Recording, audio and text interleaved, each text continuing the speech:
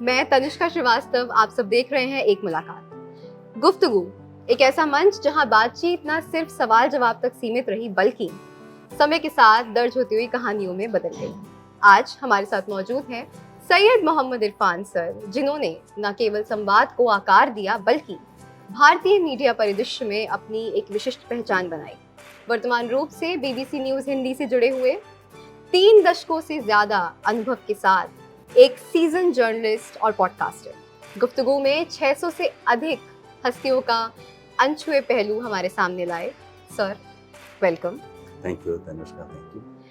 Sir, गुफ्तगू से लेकर कहानी जिंदगी की तक का सफर आपका कैसा रहा? बेशक दोनों के नाम अलग अलग हों, IP की शक्ल में गुफ्तगू, कहानी जिंदगी की, जिंदगी अनप्लग्ड, कुछ भी नाम लीजिए, बात है कि बातें हैं, बदकहियाँ कहिए, डायलॉग है, संवाद है। हम कुछ पूछ रहे हैं, आप कुछ उनको बता रहे हैं, जो कि अभी जब से हम लोग बहुत गैजेट्स के साथ फंस गए कि हम फ़ोन में उलझे हुए हैं, टैब में उलझे हुए हैं, ज़्यादा से ज़्यादा अपने साथ समय गुजार रहे हैं, एक दूसरे से बात नहीं कर पा रहे हैं। तो ये जो एक दूसरे से बात करने का मज़ा है, और उसमें भी ऐसे लोग जो अपने अपनी फील्ड के अचीवर्स हैं, जिन्होंने लंबे लंबे समय तक पर्टिकुलर फील्ड में काम किया, उससे अपना नाम बनाया, देश का नाम बनाया, प्रेरणा स्रोत की तरह वो उभर कर सामने आए, और उनके पास इतनी बातें हैं, इतने अनुभव हैं कहने के लिए, और सुनने के लिए मैं हूँ। तो चाहे वो गुफ्तगू हो या जो आपने कहा, हर अनुभव बातचीत का ये बताने वाला है कि एक जीवन दूसरे जीवन से अलग है। एक जीवन से भी आप सीखते हैं, अगले किसी दूसरे जीवन से कुछ और सीखते हैं। तो ये एक बहुत एनरिचिंग एक्सपीरियंस है जब आप उन लोगों से मिलते हैं जिनको आप भी पसंद करते हैं, आप चाहते हैं कि आप उनसे कभी मिलें, फ़ोटो खिंचाएं, या फिर एक फ़ैन बॉय की तरह मिलें, वो एक अलग बात होती है। मेरे केस में अच्छा है कि मिल भी लेता हूँ और आपसे भी मिलवा देता हूँ। जी, बिल्कुल। सर, जैसा मैंने अभी कहा कि 600 से ज़्यादा इंटरव्यूज़ आपने करे हैं, हस्तियों के अनछुए पहलू सामने लाए हैं। कोई ऐसा इंटरव्यू जिसने आपको व्यक्तिगत रूप से आपके ऊपर एक निशान छोड़ दिया? हाँ, अब उसमें फिर यही है कि इतने सारे इंटरव्यूज़ में से चुनना, अपने ही किए हुए काम में से किसी को एक सिंगल आउट, अच्छा बुरा कहना। लेकिन मैं ये सोचता हूँ कि एक अच्छी बातचीत वो है जिसमें हम व्यक्ति की जो प्रक्रिया है पहुँचने की, यात्रा की, वो परत दर परत खुले। ये मेरा रहता है, मेरी इच्छा रहती है कि कोई व्यक्ति अपने जीवन की इस यात्रा को परत दर परत मेरे सामने रखे, ताकि जो हमारा देखने वाला भी है वो उससे, उस प्रक्रिया से सीख सके, प्रेरित हो सके, और उसके मन में ये बात आए कि अगर ये कर सकते हैं तो हम भी कर सकते हैं। तो प्रक्रिया को, यानी कि अपने किसी एक पॉइंट से चलकर आपके अचीवमेंट के बीच के जो पड़ाव हैं, उनको ठीक ठीक ढंग से बता पाना। तो मैं कहूँगा कि उसमें एक इंटरव्यू है अशोक मिश्रा, जो फिल्म राइटर हैं बेसिकली। हाँ, ऐसे तो रंगकर्मी है, यानी नाटकों से उन्होंने शुरू किया था। अशोक मिश्रा उनका नाम है, और आप उनको वेलकम टू सज्जनपुर जैसी फिल्मों के लेखक के रूप में जान सकती हैं। भारत एक खोज में वो एक लेखक टीम में थे। अभी उनके बेटे की फिल्म कटहल नाम से आई, यशोवर्धन मिश्रा उनका बेटा है।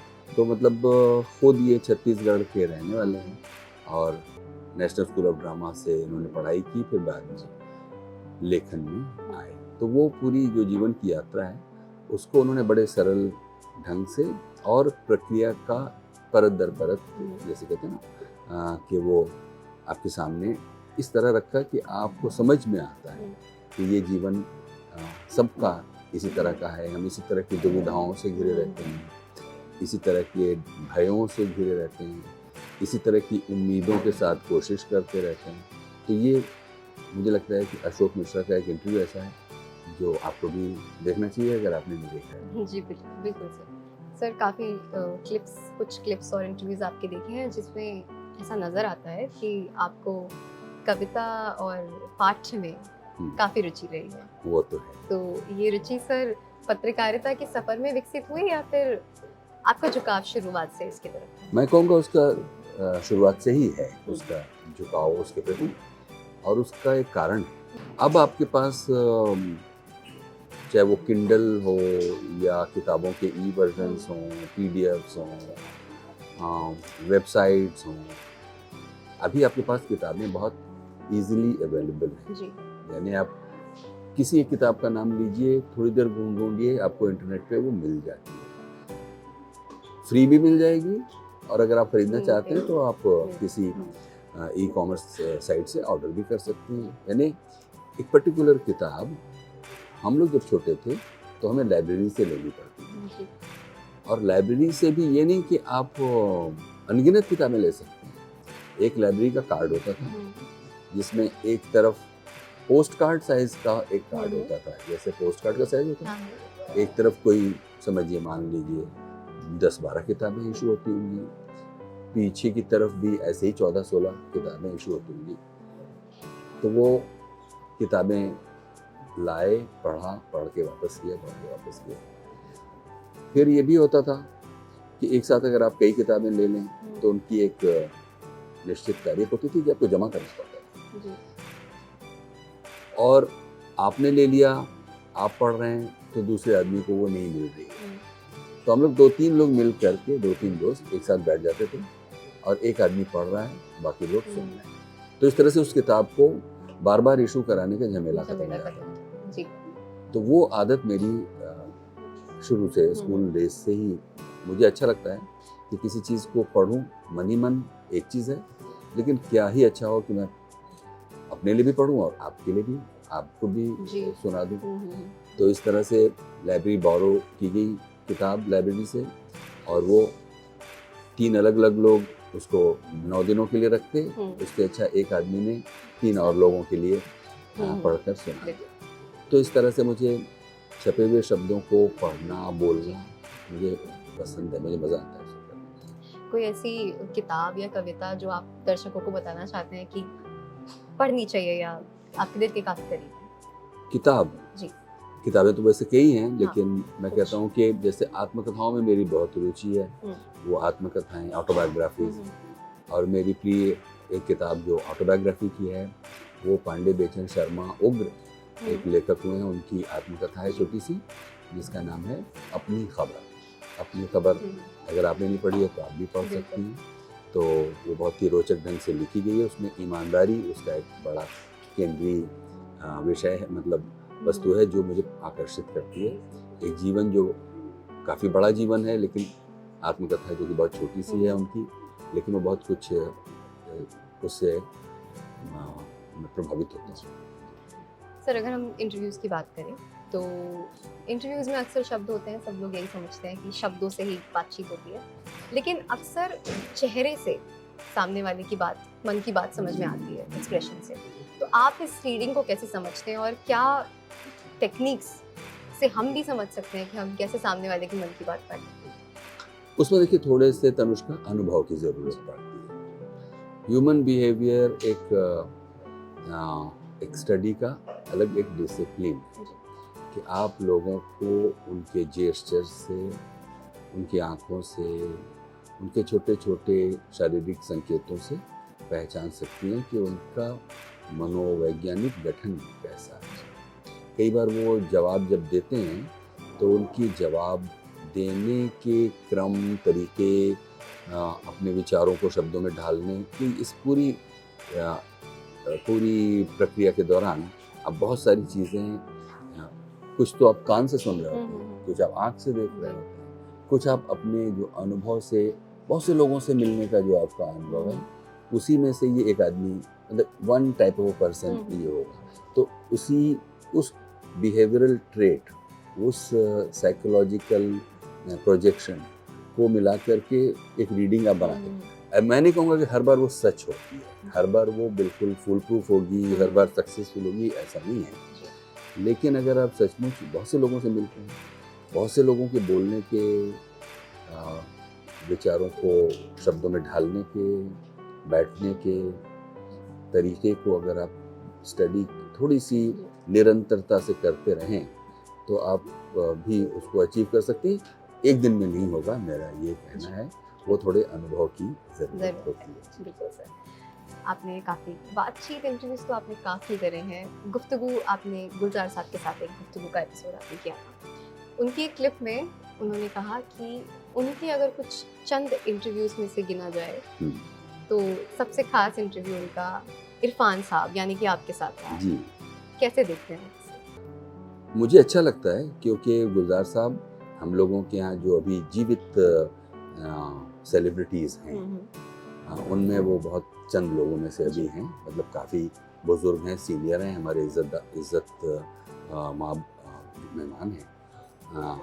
हम सभी लोग उनके काम से, चाहे उनकी फिल्म बनाने का हो, बच्चों के लिए लेखन का हो, गाने लेखन का हो, पोएट्री रिसाइटेशन को, तो बहुत ही वो मल्टीफेरियस पर्सोना है और सब लोगों को वो बहुत आकर्षित करते हैं। तो ये उनका बड़प्पन मैं कहूँगा।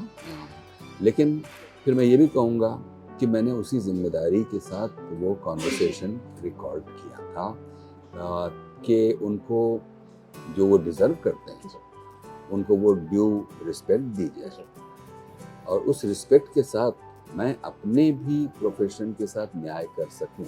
सिर्फ ये नहीं कि मुझे एक ताली बजाने वाले प्रशंसक या एक अंधभक्त की तरह उनके सामने होना था, बल्कि हर आदमी को ये अच्छा लगता है कि उसके साथ एक बराबरी का व्यवहार किया जाए। एक अच्छे प्रोफेशनल की शायद ये निशानी है कि वो अपने लिए छूट नहीं मांगता, वो अपने लिए कठिन प्रश्नों की उम्मीद रखता है। तो इस मामले में गुलजार साहब ऐसे लोगों में गिने जाते हैं जो अगर उनको कोई बात पसंद नहीं है तो वो आपके मुंह पर कह देंगे, और उसी का दूसरा पहलू है कि अगर उनको कोई बात पसंद आई तो भी वो मुंह पे कह देंगे। तो उनको ये बात अच्छी लगी कि उनका बहुत अच्छा इंटरव्यू वो है। उन्होंने रिकॉर्ड पर भी ये बात कही, एक नहीं एकाधिक बार वो कहते हैं कि इंटरव्यू तो उन्होंने बहुत दिए हैं लेकिन बातचीत है सर। आखिर में एक प्रश्न नहीं, एक सुझाव कि जो हमारी आने वाली पत्रकारिता और इंटरव्यू के क्षेत्र में आने वाले जो छात्र हैं हमारे, उनके लिए आप एक क्या सुझाव या क्या अपनी तरफ से कहना चाहेंगे? हम तो यही कहना चाहेंगे, अगर आप इस प्रोग्राम को देख रहे हैं और तनुष्का के साथ हमारी इस बातचीत को देख रहे हैं और आप भी इस पेशे में उतरना चाहते हैं, तो पहली तो चीज़ ये है कि अपने सह नागरिकों के साथ एक एम्पैथी, एक सहानुभूति, प्यार रखिए। विरोधी विचारों का उतना सम्मान कीजिए और अपने अंदर जो सीखने की, जिज्ञासा की एक दुनिया है, उसको ताज़ा रखिए। तो उसके लिए पढ़ना, लिखना, लोगों से मिलना और सह नागरिकों के साथ जो आपके साथ रहते हैं या आपके देश में रहते हैं, उनके प्रति उदार होना, उनको परिवार का हिस्सा समझना, ये एक शायद एक ज़रूरत आज तो और भी ज़्यादा ज़रूरत है, जब हम एक दूसरे से नफरत करने के एक प्रोजेक्ट में प्रतियोगिता की तरह एक दूसरे से आगे निकलना चाहते हैं। तो किसी भी आर्टिस्ट के लिए और मैं कहूँगा किसी भी प्रोफेशनल के लिए, हम आखिरकार ये सब कुछ करते हैं तो एक समाज के भीतर रहते हुए करते हैं, और कुल लक्ष्य ये होता है कि उसमें जो भारी संख्या में जो लोग हैं उनके हित की बात की जाए, भारी संख्या के लोग, बहुसंख्यक आबादी के हित की बात की जाए। यही हमारा शायद एक एज एन आर्टिस्ट भी, एज ए जर्नलिस्ट भी, एज ए कोई भी प्रोफेशनल, भाई एक रेलवे का ड्राइवर है, उसकी पूरी कोशिश रहती है कि उसके ट्रेन में बैठे जो हज़ारों लोग हैं वो ठीक से सुरक्षित पहुंच जाएं टाइम पर। इसी में वो पूरा जीवन लगा देता है। तो उसी तरह से कलाकार के भी साथ है कि वो एक ऐसी कला का सृजन करे जिससे उसका देखने वाला, जो उसका दर्शक है या उसका जो श्रोता है, उसका जीवन कुछ गुणों से भर गया, कुछ थोड़े से भी गुणों से भर गया तो बड़ी अच्छी बात होगी। तो हम समझते हैं कि जो भी नए लोग हैं इस दौड़ में शामिल ना होइए कि आपको लाइक्स और सब्सक्राइब और शेयर मिल रहे हैं। ये मोमेंट्री है। जो लॉन्ग लास्टिंग कंटेंट का निर्माण है वो होगा परस्पर विश्वास से, एम्पैथी से और एक जिज्ञासा से होगा। तो मुझे ये लगता है परमेश्वर। इस बातचीत के लिए अपना कीमती समय देने के लिए बहुत बहुत धन्यवाद सर, बहुत बहुत धन्यवाद। बस। ऐसी ही खास पेशकश के लिए देखते रहिए एक मुलाकात।